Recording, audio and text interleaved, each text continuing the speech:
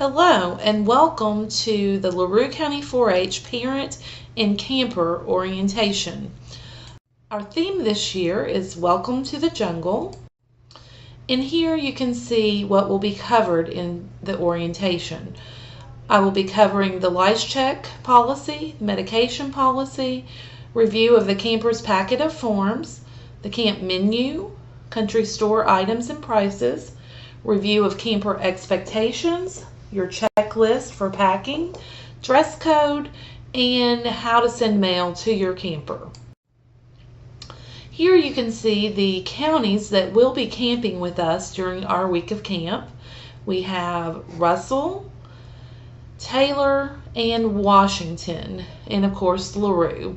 Meade County no longer camps at the Lake Cumberland 4-H camp, so they will not be in our group this year.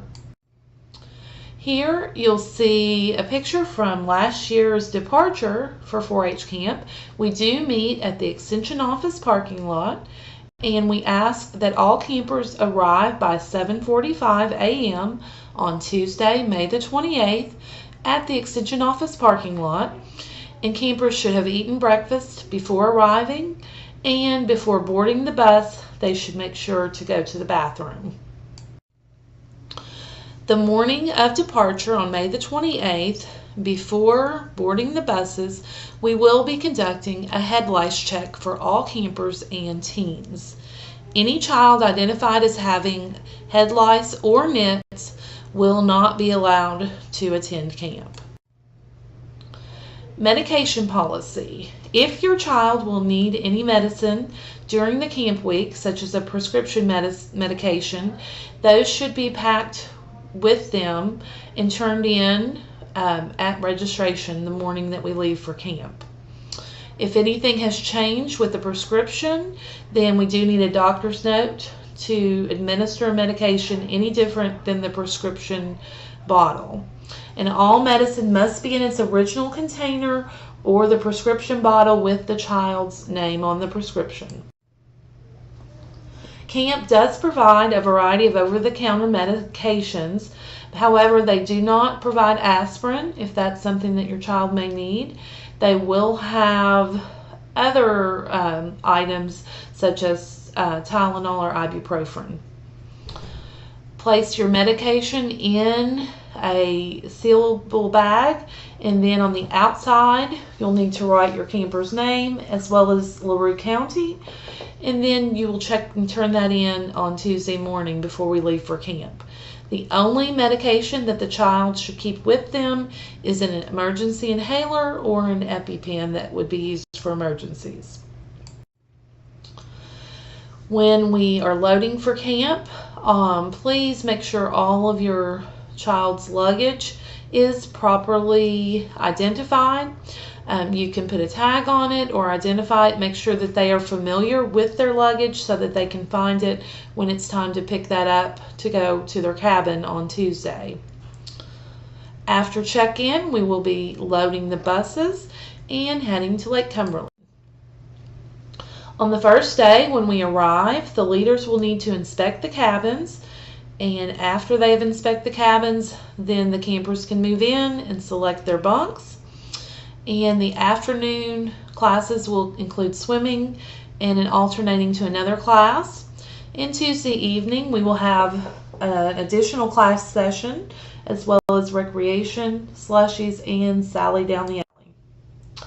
Our camp classes, you can see the list of 13 classes. We have archery, riflery, low ropes, high ropes, recreation, caving, lakefront. This year we will have two different classes. One is for canoeing and kayaking, and the other is for a new beach area for swimming and also the pontoon option.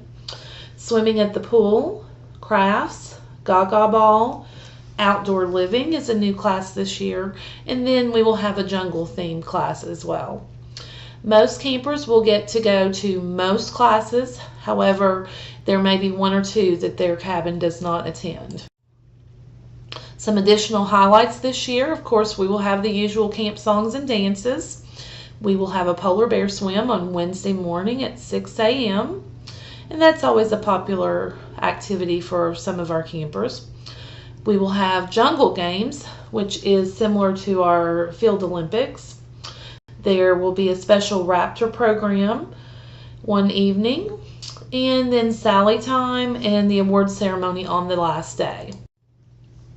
Some themes that are new this year for our Sally Down the Alley time. We will have a theme each night. So Tuesday night is Tie-Dye Sally. We encourage you to bring your tie-dye items and wear those Tuesday night. Wednesday is Wacky Sock Sally. Thursday is Glow Sally. So feel free to pack your tie-dyed items, your wacky socks, and if you'd like to bring your own glow sticks, you are welcome to. Let's look at the camp and we'll see some pictures so that our new campers are familiar with the different areas of camp. Here you'll see the cabins. Some have been renovated, so some look a little different, but they're all basically the same on the inside. We have bunk beds. If your child is a sleepwalker, we ask that they do sleep on the bottom bunk. Here is the swimming pool, and it has a diving board on the far end. The campers will have to take a swim test and pass the swim test if they plan to go off the diving board or go down the water slide. But the swim test is optional. If they do not want to take it, they are not required to. Here you have the boat dock at Lake Cumberland, where you can see the canoes and also the pontoon boat. Life jackets are required at the boat dock, and those are provided. Here you can see a better view out across Lake Cumberland, and the pontoon boat is going out. Kayaking is one of our newer classes, and it goes along with canoeing, but it's just another option in case the children would prefer kayaking over canoeing. We usually give them the option as long as there are enough kayaks. Archery is another popular class, as well as riflery, and the campers get to take home their target from rifle class. High ropes is another very popular camp class. In low ropes, they do some team building and some challenges. The dining hall is where campers will have breakfast, lunch, and dinner, as well as an evening snack. And one cabin will be assigned for each meal to serve as the KP cabin. And that stands for Kitchen Patrol. They will help to take up trays, wash trays, wipe down tables, sweep the floor, and do other cleanup duties. Here you'll see a list of the 4-H camp forms. Most of you have already completed these and turned these in. If by chance you have not, please do so as soon as possible. One important item is our pickup list. Any person who may pick up your child during camp in case of an emergency or during return from camp needs to be listed on your pickup form. Parents and your emergency contact on the front of your registration form, they are automatically included, but anyone else, friend or family member that you may need to pick up your child during or after camp must be listed on their pickup list. Here you'll see some packing items that are important. During our week, depending on the weather, your child may want to bring a battery-operated fan or a small fan that they can use in the cabin. Flashlight is also important, as well as sunscreen and bug spray. Personal toiletry items such as soap, deodorant, shampoo, toothbrush, toothpaste.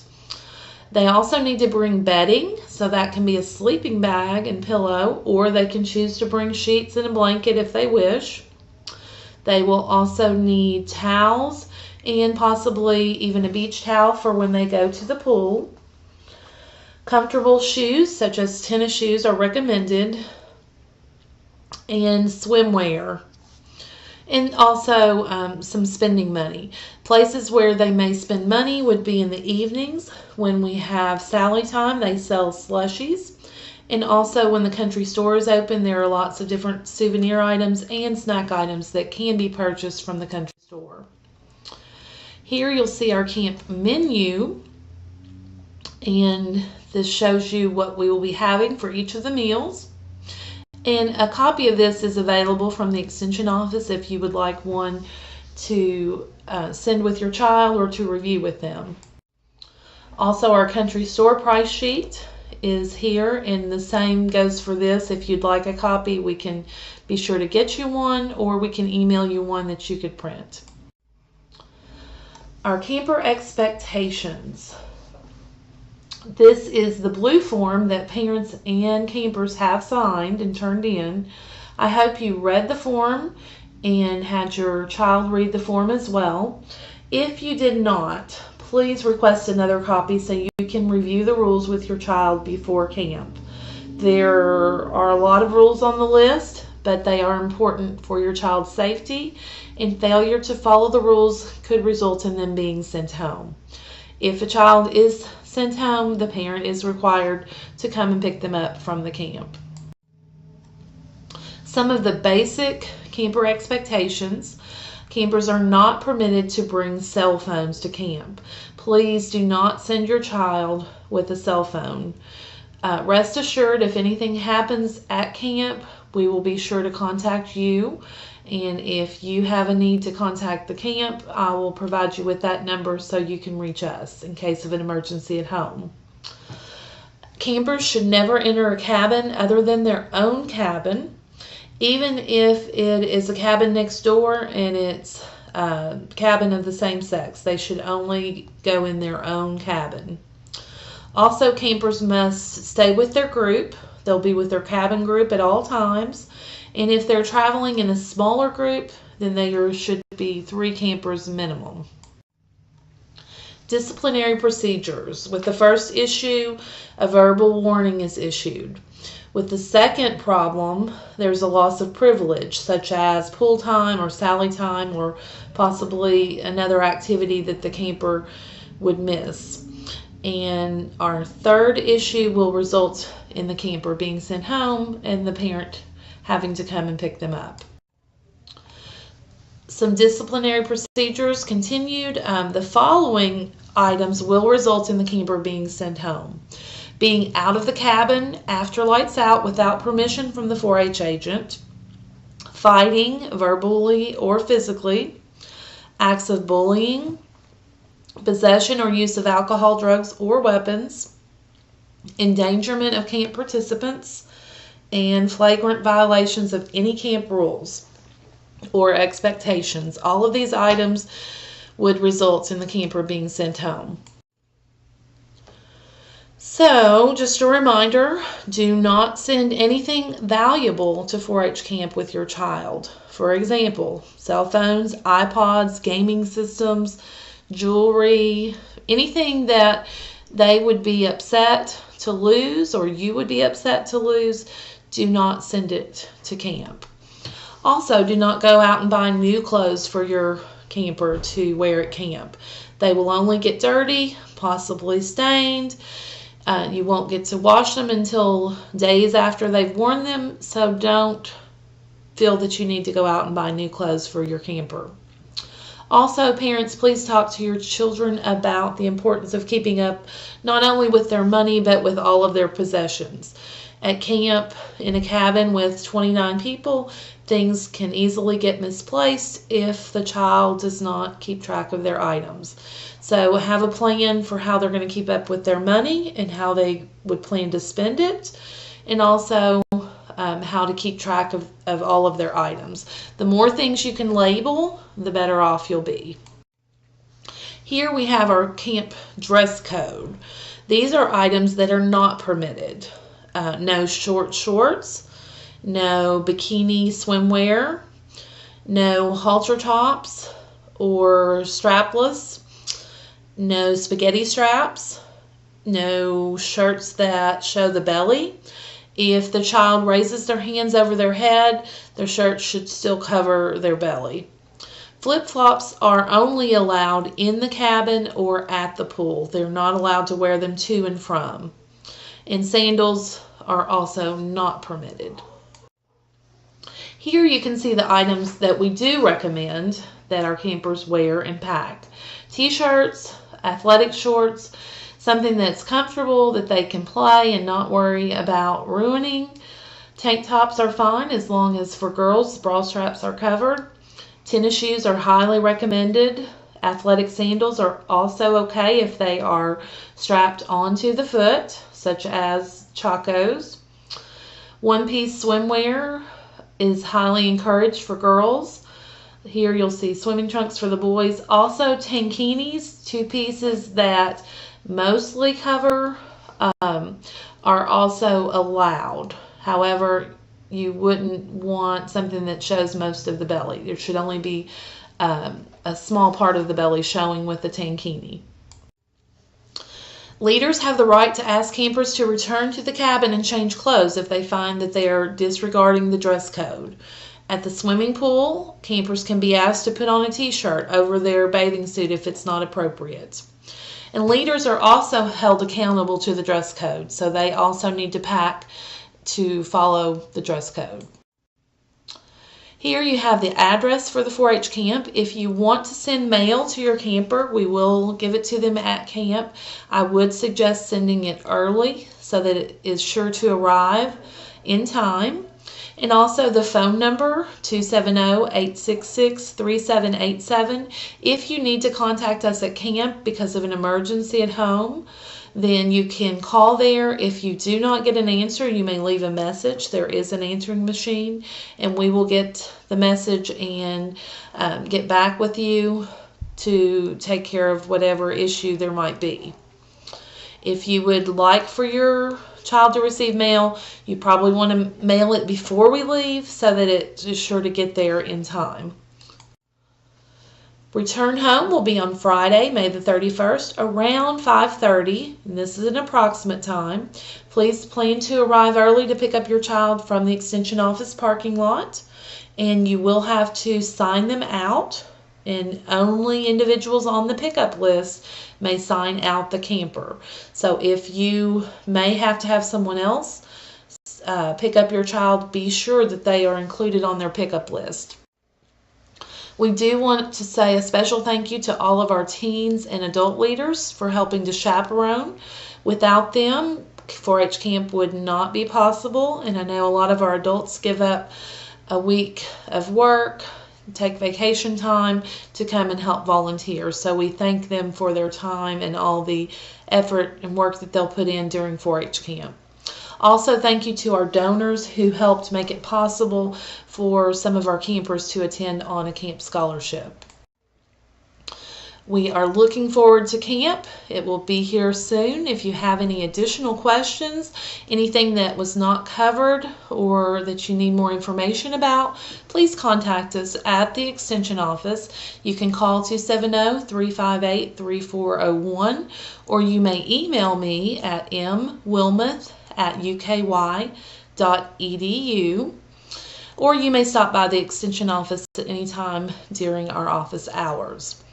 One additional item that you need to know: in order to verify that you have completed this online camper and parent orientation, you will need to know the password, which is the word slushy. So your password is slushy, and you'll need to turn that in to verify that you have completed the orientation. Thank you, and I look forward to seeing everyone at camp.